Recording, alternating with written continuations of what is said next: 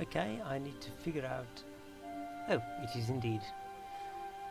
Hello and welcome to Total War Three Kingdoms. This is the first in what may turn out to be a series of videos detailing my exploits in Total War Three Kingdoms. To start with, my first campaign ever with Rong. Now, for this campaign I started on normal in Beihai. I had what right now I am almost a duke and I have a fair bit of territory. Currently waging war on Sanjian, and I've vassalized most of my neighbours around here. Wow, these guys are scared. I need to give them some gifts. And so I've vassalized most of the major warlords except for Yuan, who is unwilling to become a vassal. At least his father was. So, he himself already has some. I should be careful of that. Now then. I've reached a decent position, so how exactly did I begin? I started with my initial army in Beihai, and I had to fight a force somewhere around here. After I did that, I took a look at my generals and tried to equip some ancillaries on them, the best I could offer at the time. Gladdens the heart. Which was this thing. I had this thing at the start, this one as well. I gave it Rong at the time, and I also at the time. Return. How Can fair the people. Okay. At the time, I switched who the commanding officer was in caution. because Contemplate all. different Welcome, generals my lord. have different Resist bonuses corruption to commanding and armies, endure hardships. and the We bring news of what occurred two in other my commanders I had at absence. the time were actually better at commanding than Rong. So I switched those and beelined for this livestock farm, which wasn't much of a challenge. I fought the battle, I won it. Easy. Afterwards, I had to make a decision. I've watched a lot of playthroughs, a couple of them, on Rong, and I realized something. Huang Shao starts with these two settlements, and they're potentially a threat to my capital of Beihai, so sending my army too far away is dangerous. However, since I'm on normal, I took that risk to conquer some provinces around here. The first thing I did was rush Langyi over here. And why? Mostly because of Liu Bei, who starts over here, conquers this one, and soon will conquer this one, and if I let him, he'll conquer all of this as well. So I try to block him off right at the start. And so, in a single year, I made my way from here to conquer Langyi, and then double back over to Taishan and conquer that one as well. It's under the Yellow Turbans, but the Yellow Turban Rebellion and not Huang Shao. As such, it was easy to get it. After I had built this line over here, I became fairly defensible, I suppose. So, what exactly happened next? In a matter of a year, I managed to conquer those two provinces over there, which was very useful. Turned out Huang Shao was busy himself conquering over here. I did not know that at the time. So after this, I decided that I could perhaps take the risk of conquering these 3 places before Huang Shao could march on my capital. Thankfully, things turned out well for me. So I did that, and in a short amount of time I managed to secure a province. Now, something interesting happened around this time. After I'd captured Dong Lai, Huang Shao appeared somewhere around here. However, and this surprised me quite a lot, Tao Qian, which no longer exists, the old man who's friends with Liu Bei, appeared around my lands to try and capture Taishan, which was Dong's at the time. I was very surprised by that.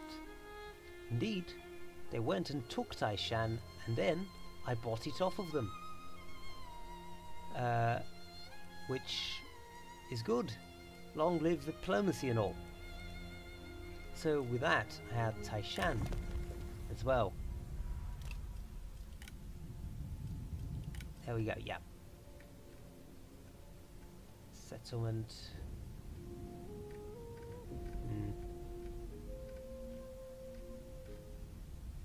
Well, one thing I forgot to mention is that after I took Langyi and Taishan, a Yellow Turban army spawned around here to take over Beihai. I simply moved my army to defend Beihai. They managed because of the city's defenses, and after that, Taishi Si, offered to become a general, and I accepted. Thing is, at the time, I didn't need to recruit him because I already had an army, and he was expensive, so I just made him an administrator, which he has been ever since. He is the administrator of Taishan. It's good he brought an army with him. So basically this city is rather defensible, right next to my capital. Good. So with that, I have secured 1, 2, 3 commanderies, and I had these 2 places for Langyi. I was a bit mad that Liu Bei had Langyi over here, and it was his capital, so I couldn't buy it off of him. So what exactly did I decide to do? At that time, after I took Taishan, I moved my army over there to garrison it, and Huang Shao appeared around here. At this point, with these commanderies, I became a second marquis, and I was able to coalition with Liu Bei, who had these 2 settlements. Once I did that, I was able to tell him to attack the stack Huang Shao had around here, and as Liu Bei pursued, he ran away. I sent my own troops to intercept him and fought him in battle, and at that point my general, which was a yellow general, died. He was up until then he was my best general, actually. Let's see if he's here. No.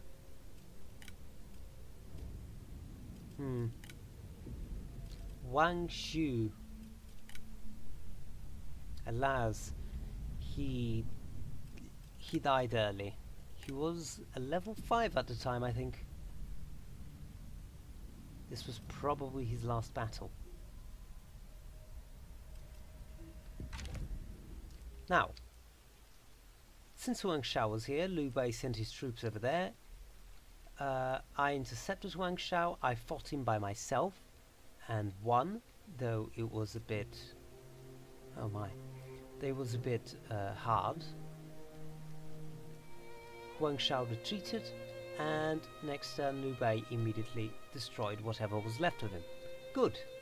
Now, what happened, and this is the interesting bit, was that as Liu Bei was busy fighting over here, a Yellow Turban rebellion broke out in Langyi. At that point, I immediately picked up my armies and sent them over this way to try and get to Langyi before Liu Bei could come back to quell the rebellion. And, indeed, I managed. I took over Langi, and now I had another commandery to my name, which sadly left Liu Bei with just this territory over here. Now, at this point, I was considering just letting him have Dong. The thing is, Liu Bei didn't move on Dong on time. I think I took it first for some reason. I'm not entirely sure why that happened that way. Let me see. Okay, so at this point, that was Huang Shao's last settlement. Right. Then a rebellion broke out over here, and okay, I got the order of events wrong. After we defeated Huang Shao over here, I quickly took over Dong before it was too late, and the rebellion broke over there. As Liu Bei helped me take Dong, because my army was the one who besieged, Liu Bei just offered his support. Thank you very much, Liu Bei. After I took Dong, I doubled up over here to Langyi and took it before Liu Bei could get back. That was rather fun and also very mean. Basically, I just exploited Liu Bei to take over both cities whilst he only got an iron mine. Now, the thing about Liu Bei is he is a very nice person. If you look at virtuous, he always thinks, okay, honorable and virtuous. If you look at these descriptions, honorable makes diplomatic decisions based almost exclusively on diplomatic attitude. So if I'm just nice to him, I can basically do whatever I want. It's amazing. And virtuous is friendly and kind. He always accepts things. It's amazing. Actually, just look at his bloody diplomacy. He loves everybody, except the mean ones. Wow, this is amazing. How about you? Yeah, you're friendly with a lot of people as well. Okay. Now, with Langyi in my grasp, okay, yeah, and Dong over here, I was looking to try and buy this one off of Liu Bei. Of course, I needed him to move somewhere. At this point, since I was here, I started trading with Liu Dai, who lived over here, and invited him into the coalition me and Liu Bei had. So, with him in my coalition, he declared war. He asked us for help against Wang Lanlan, I think, whoever was controlling this at the time, this area, and I accepted, as did Liu Bei, and so Liu Bei started sending his army over in this direction. At that point, he managed to get this city, which was of the Han Empire. Oh, Liu Bei has the emperor.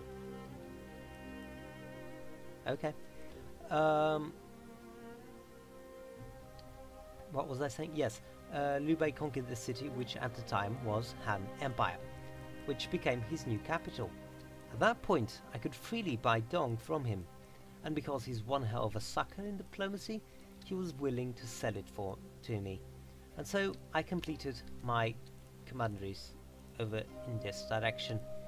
At that point, I started really focusing on these commerce buildings to make me some money.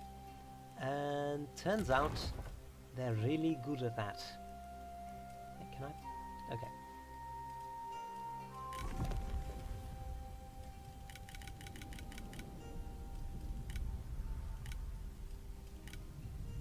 Now, I could finally buy this one off of Kong Rong.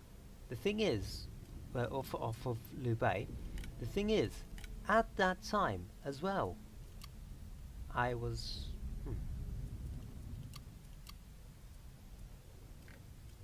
Okay, I thought I could see the factions here, but apparently not. Okay. So at around the same time I had positioned my troops around this area with the intention of marching on this place here, which was a temple. I thought that was a special building, so I positioned my troops here next to Tao Qian, who had these two. And I was friendly with Tao Qian. I was trading with him, and I even got military access from him.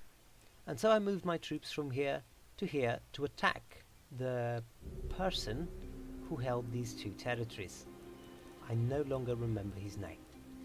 And so at the same I did that, Liu Bei sold me Dong, and in a single year I acquired these three cities. Because my army wasn't half bad. It had a lot of Home these gladdens the heart. higher tier units. Just making a line of spear guards and putting archers behind it, and then charging with cavalry really does work in this game.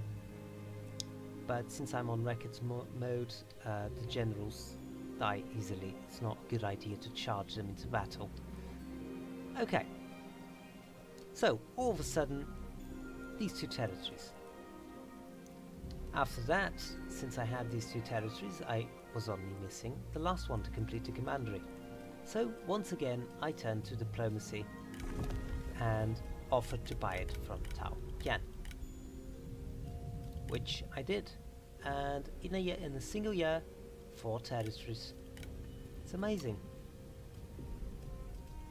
What's this? Oh wow, that's a portrait for a dead person. Okay. I'm not entirely sure how this faction overview works here, but whatever. So, 4 more territories. Amazing. Brilliant. At this point, I was getting to be rather strong. I think if I wasn't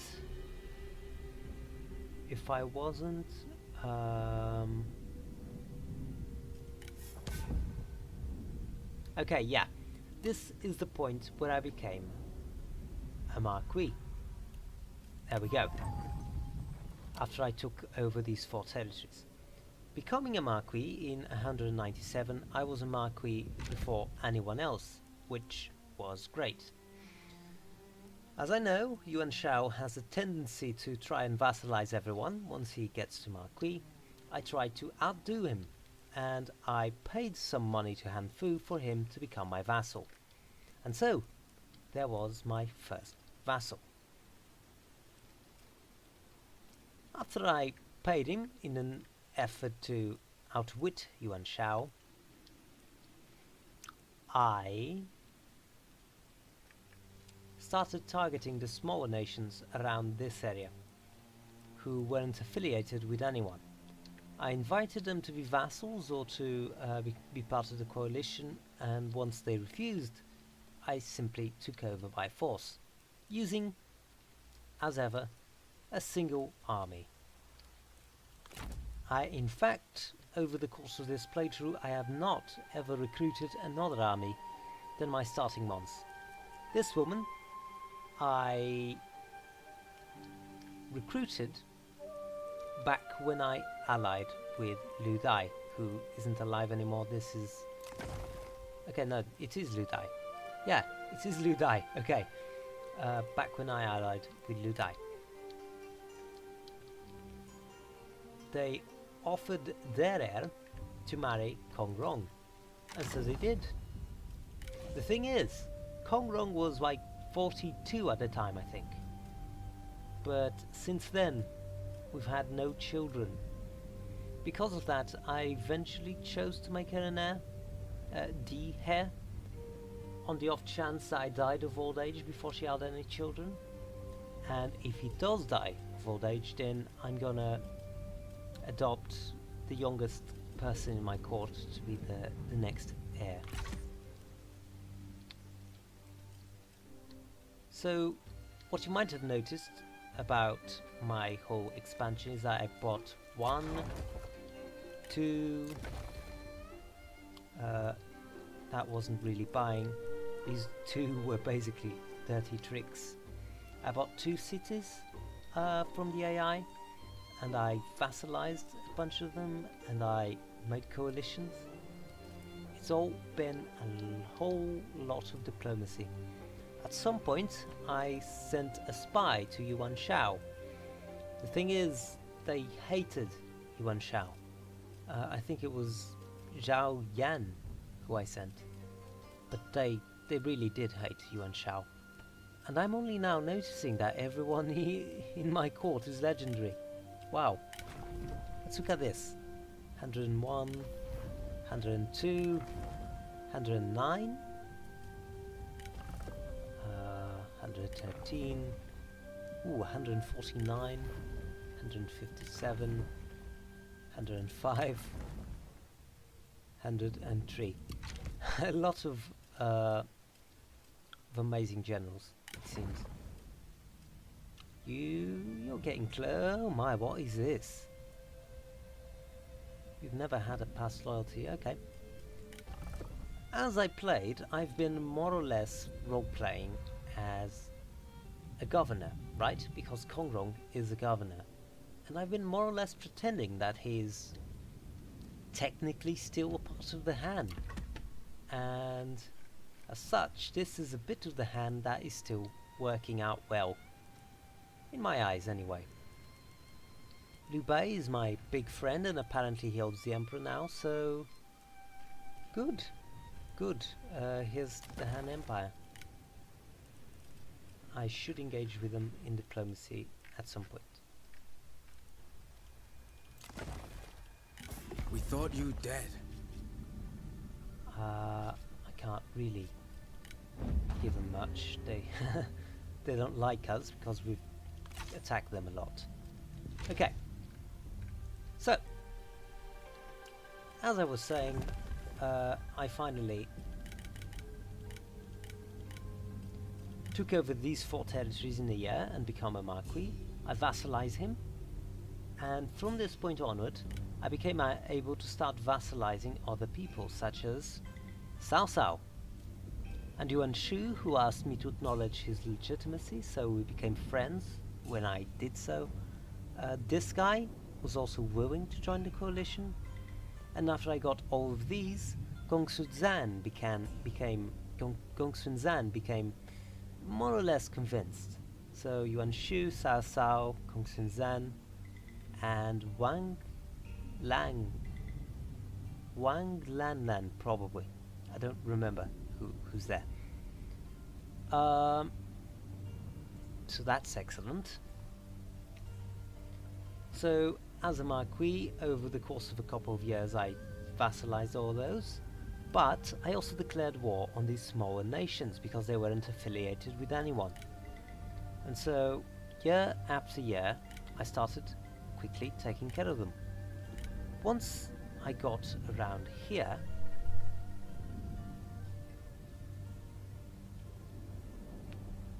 I finally got to... Once I got around here, what happened? One of my vassals, oh my god, yeah, this one's hilarious. I think this guy over here, or girl, asked me if she could engage in war with Sun Jian, and I was like, what? You're not even close to Sun Jian, how will you get over there? The real answer is they just want to ruin me. But whatever, I accepted it, essentially, and so I entered a war with Sun Jian. In the meantime, Cao Cao asked me if I wanted to war with Liu Yao, I think is his name. Okay, I extinguished him, so I don't know, but he asked me that. So I entered a war with this guy and Sun Jian, which, as usual, has the whole area around here.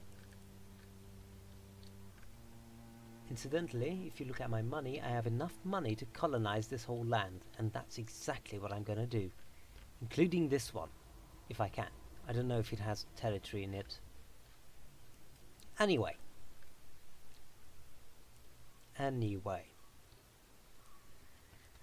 Once I got over here to conquer this one, an enemy army managed to slip past me to try and besiege Dongai. The thing is, Dongai had an actual garrison in it, so I won that battle. I requested aid from Cao Cao, who sent an army over here to try and pursue him, and at some point they just took the Han Empire, who was lying over here. So now I'm rather mad because I wanted that one to complete my commandery, but I can't convince her to give it to me because A joy to see you. Cao Cao isn't exactly poor. So maybe I could do it now. That one. Welcome, friend. If you give me the trade port, oh, this actually isn't bad. If I have things to give him, I have a red horse.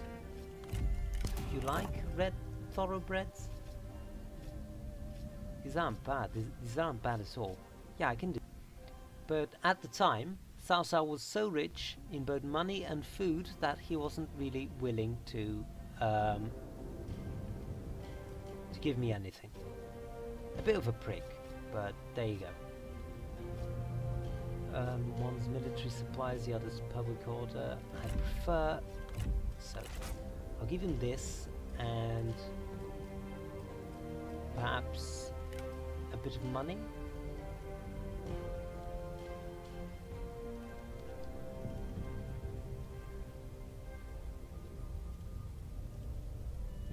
Not bad, but not excellent. That's a fair bit of money that you're asking for.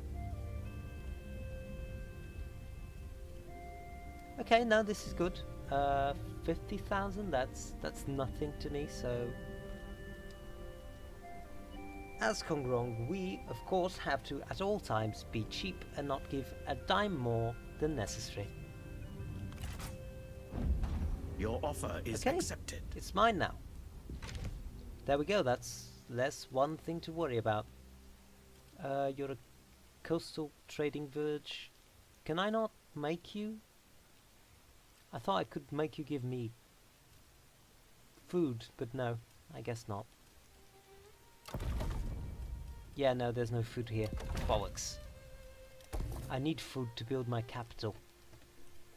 But let's not worry about that. Now then, at that point, I was basically feeling like there's no way I can lose this, since Yuan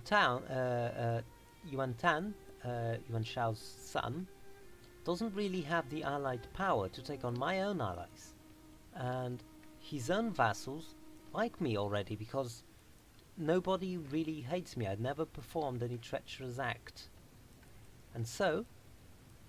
Well, there was one time where I was trading with Dong Zhuo's son, but that's neither here nor there. Because for each of these small territories I attacked, I declared war first, and then just went after them. Tao Qian had these two territories, and he kind of... I bought that one from him, and then he started getting pissed off at me for no particular reason. He just didn't like me as much because the old man died and his son took up the mantle. Now, his son wasn't really as big of a fan as the old man, so he ended up not really liking me, and I undid my military access with him so that I could eventually come and declare war on him. But before I could do that, I had my army over here taking this thing, this place. I had my army taking this one when he suddenly declared war on me. So I sent the army up here, and that's probably when whoever was here, tried to attack Donghai and failed. And after that, I took that, I went down here, rebuilt my army, recovered my army, and just crossed the river in order to start taking these territories. Now, right now I'm only really looking for food, so places like this one, but I'm not really expecting miracles. I've heard the south doesn't have much in the way of food. Nevertheless, I'll try and see what comes of it.